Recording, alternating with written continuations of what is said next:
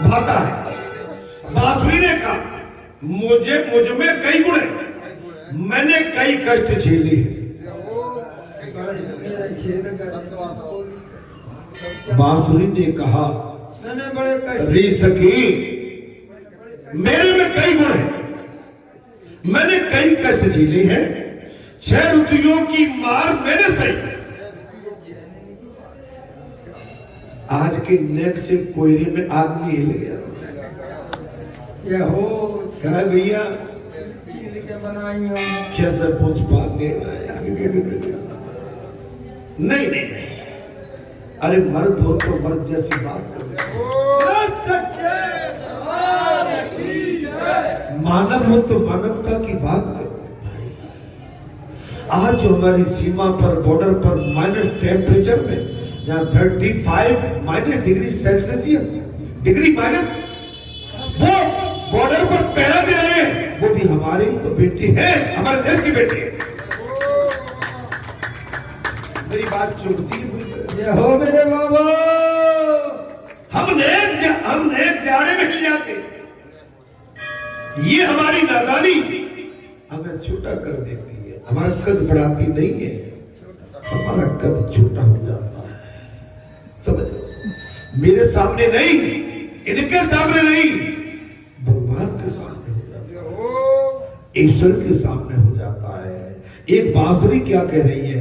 बांसुरी ने कहा मेरे में कई गुण है, मैंने कई कष्ट झेले। 6 ऋतुओं की मैंने मार सही। किसी ने मेरा पेट कुरीदा, किसी ने मुझे पोला कर दिया, फिर भी मैं चुप रही। मेरे बाबा, फिर भी मैं चुप रही।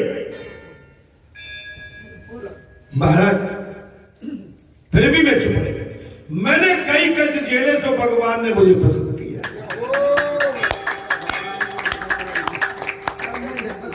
बगैर कष्ट के परमात्मा की प्राप्ति नहीं होती।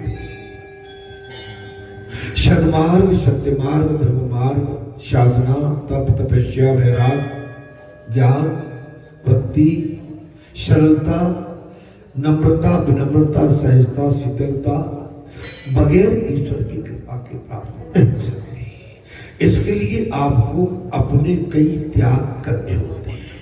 तो सबसे पहले तो अपनी जो संसारी आपके हमारे अंदर जो इंद्रियां हैं, ये संसारी भोगों के लिए ललायत रहते हैं। तो सबसे पहले तो संसारी भोगों से हमें इसको अलग, फिर साधना में करना है, तप करना है, तपस्या करना है, भगवान का भजन करना है, कीर्तन करना है, और सभी में भगवान के स्वरूप को निहारना है। निहारना, चाहे जितने दुखद प्रसंग आते रहे, धीरज नहीं गंवाना चाहिए। अब बात या तो नेक कील लगे, मेरे बाबा की नेक कील चुभ जाए तो बाबा पेट में पीड़ा। कब सवेरा होगा तब मैं नायक हो, और कब संध्या को अमुक मिल जाता आपको सर को। कब हाँ, दोनों वो बाहर नहीं निकल जाओ, भीतर को कलिस महाराज मलबा तो माने अव्वल करेगा। आप देखिए, चाहे जितने दुखद प्रसंग आपके सामने आ जाए, धीरज मत गंवाना। कम खाने वाले का शरीर निरोगी रहता है।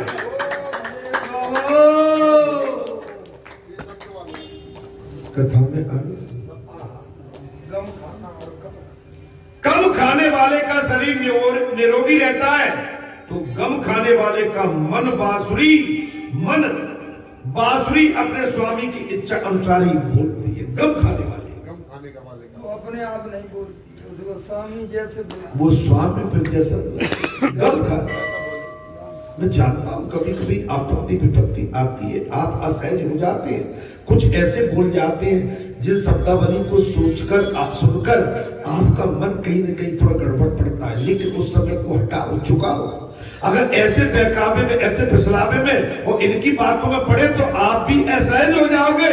और जैसी ये उधेड़ पुर कर रहे हैं, करने लगोगे और महाराज परपंच हो जाए, भक्ति का पंथ छूट जाए।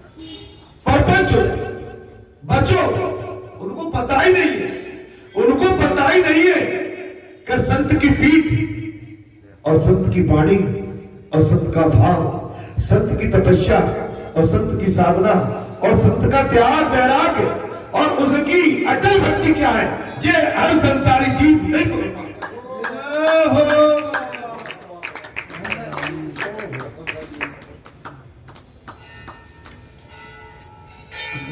मैंने तो कहा था कि भैया जब कथा चल रही थी, मैं बताओ ब्रह्मचर्य का पालन, तो भाई मैं नहीं चाहता हूं परेशान हूं किसी, लेकिन ब्रह्मचर्य का पालन सहज नहीं है, आप नहीं कर सकते हो जब तक भगवान आपको शक्ति नहीं देंगे, भगवान आपको अपने कवच में अंदर नहीं रखेगा।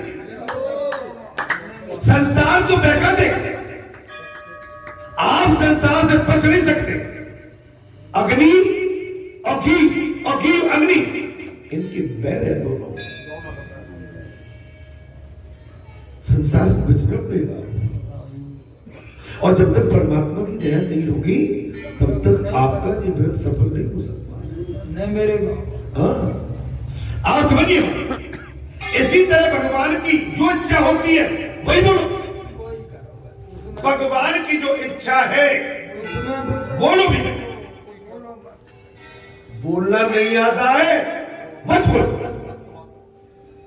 आप बोल के, हम तो आपको बड़ा आदमी दीपू तुमको इतना बढ़िया, लेकिन बोल के कहीं कुछ बोल गए तो तुम जो तुम्हारे अंदर हम मनसा देख रहे हैं वो हमारे लिए खत्म है। अरे भाई मैं तो इसको गौ मानता था, मैं एक उदाहरण दे रहा था, लेकिन ये तो तर्क उतर कहां की बात कहां फेंक दी। समाज में बोलना, समाज में कहना और समाज में अपनी बात को रखना सरलता नहीं है। इसके लिए बहुत वचनबद्धता के साथ सोच समझ के आप अपने वचनों का चयन करें, अपनी वाणी का चयन करें। वाणी से अगर कोई बात इधर उधर सरक गई, आपकी बात तब तक चल जाएगी। क्षमा करना, मैं कोई ज्ञानी नहीं हूं, वैरागी नहीं हूं, मैं तो अपना भाव रख रहा हूं, मेरे से किसी फिसल जाती है, मैं बोल जाता हूं, ऐसा नहीं है। लेकिन बोलना तो गुरु की कृपा नहीं होगी, भगवान की दया नहीं होगी, और भगवान तुम्हें अपने कवच बना के तुम्हें अपने अंदर नहीं रखेंगे, आपसे हमसे कहीं न कहीं असावधानी हो ही जाएगी।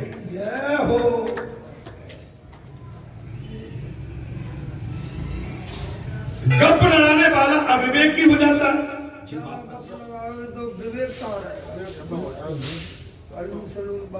आरूढ़ सरूढ़ बात करना।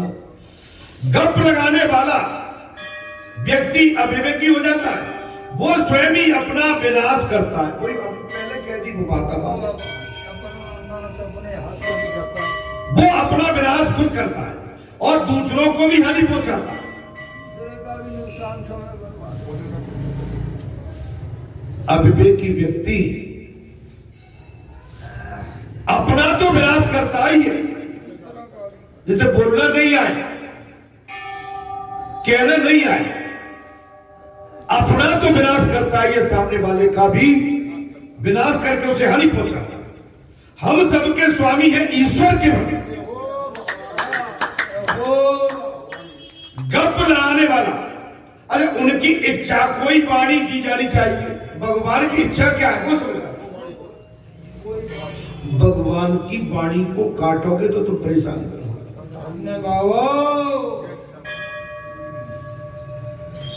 कथा कह रहे भगवान सुखदेव ने कहा, राजन उनकी इच्छा को ही वाणी दी जाना चाहिए और भगवान की वाणी को ही मानना चाहिए और समर्थन देना चाहिए।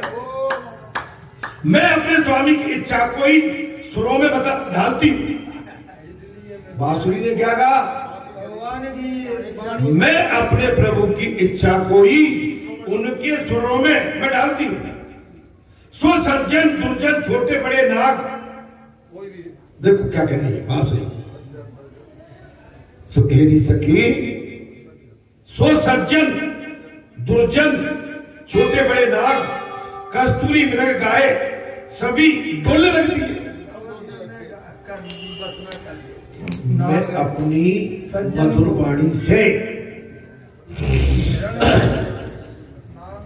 सबको अपने बस में कर लिया, सभी को आनंद हो वैसी मधुरता तान छोड़नी चाहिए। आपकी बात सुनने में, आपका भजन सुनने में, आपका कीर्तन सुनने में जो सबको अच्छा लगे वो बोलना चाहिए। महाराज बांसुरी ने बहुत कुछ सहन किया है, तभी प्रभु के सन्मुख को पाई है। जो सोच विचार कर दुख सह लेता है, बात आ गई, जो सोच विचार के दुख सह लेता है उसके पाप चल जाते हैं।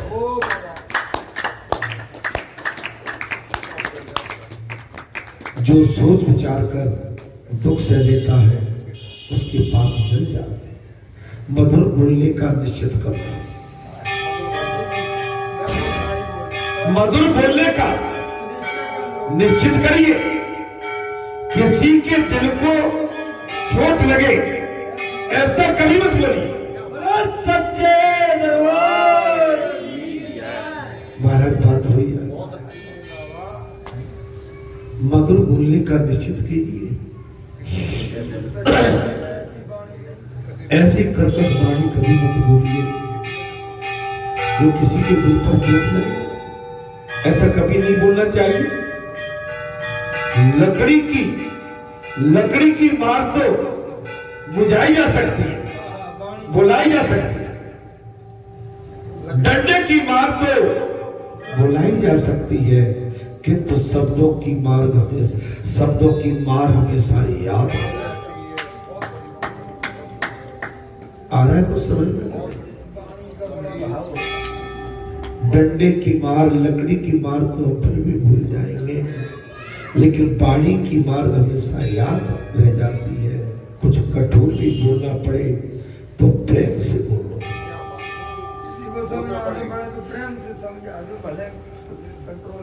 कुछ कठोर भी बोलो तो प्रेम के साथ बोलो। बांसुरी का एक गुण और भी है, जब वो अकेली होती है तब वो मीन ही बने, तब वो मौन रहते हैं। बांसुरी का एक और गुण है, जब बांसुरी अकेली रह जाती है तो मौन हो जाती है।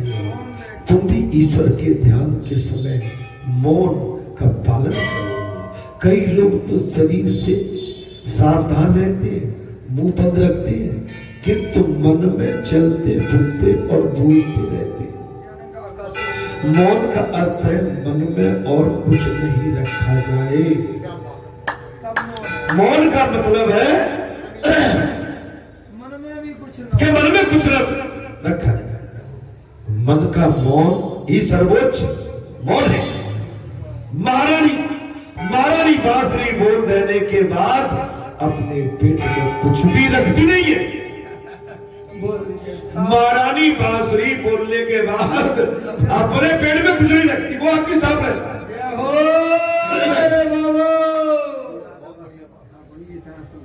अरे भैया और बांसुरी से सीख ली। अरे सखी देख तो सही, बांसुरी के सुर को सुनकर ये वृक्ष भी महाराज मद की धारा में बह रहा है। कन्हैया की बांसुरी रोवदत वृक्षों को आनंद होता है और उनकी बेटी परमात्मा से प्रभावित हुई है।